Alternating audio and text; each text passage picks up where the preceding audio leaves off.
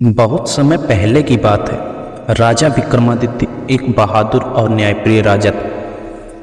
अपनी प्रजा की खुशहाली के लिए हर समय तैयार रहते थे। एक दिन उनके दरबार में एक साधु आया।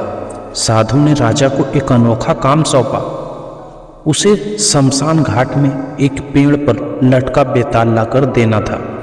राजा विक्रम ने अपनी बात का मान रखने के लिए इस कठिन काम को करने की ठानी। रात का समय था। आसमान में बादल थे, कभी कभी बिजली चमक रही थी और हवा की सरसराहट पेड़ों को हिला रही थी। विक्रम ने अपने योद्धा के रूप में तैयार होकर अकेले शमशान घाट की ओर कदम बढ़ाए। वहां पहुंचकर उन्होंने देखा कि एक पेड़ से उल्टा लटका हुआ एक बेताल हंस रहा था।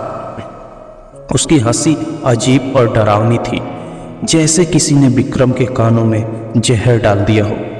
विक्रम ने बिना कोई डर दिखाए बेताल को अपने कंधे पर उठाया और वापस चलने लगे।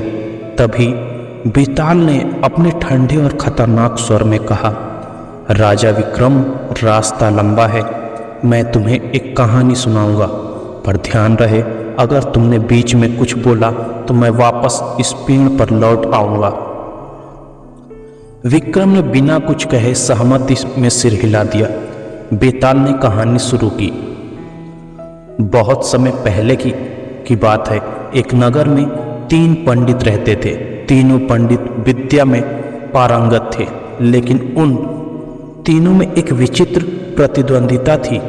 हर कोई खुद को सबसे बड़ा मानता था। एक दिन उन्हें एक सुंदर राजकुमारी से विवाह करने का प्रस्ताव मिला, पर शर्त थी कि राजकुमारी सिर्फ उसी से शादी करेगी जो सबसे बड़ा पंडित हो। अब तीनों पंडित इस कठिन सवाल का जवाब खोजने में जुट गए कि उनमें से सबसे बड़ा पंडित कौन है।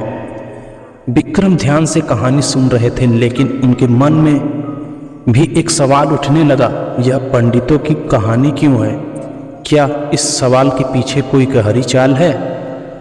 बेताल ने आगे कहा, पहले पंडित ने अपनी विद्या का प्रयोग करते हुए आसमान से तारे तोड़ लाने का वादा किया।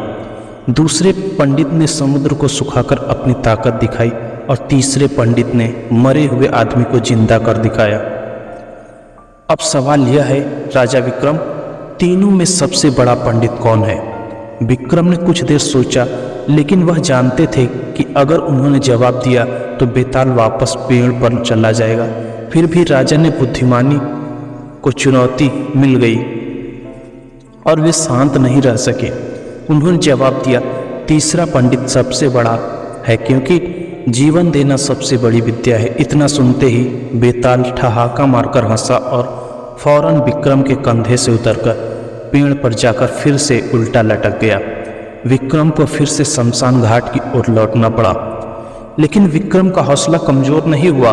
वह एक बार फिर से बेताल को पकड़ने के लिए पेड़ की ओर बढ़ने लगे और उन्हें यह एहसास हो गया था कि रास्ते में सिर्फ बेताल की कहानियां ही नहीं, बल्कि हर कदम पर एक नई चुनौती उनका इंतजार कर रही थी। इस तरह राजा विक्रम का पहला सामना बेताल से हुआ, लेकिन यह केवल शुरुआत थी।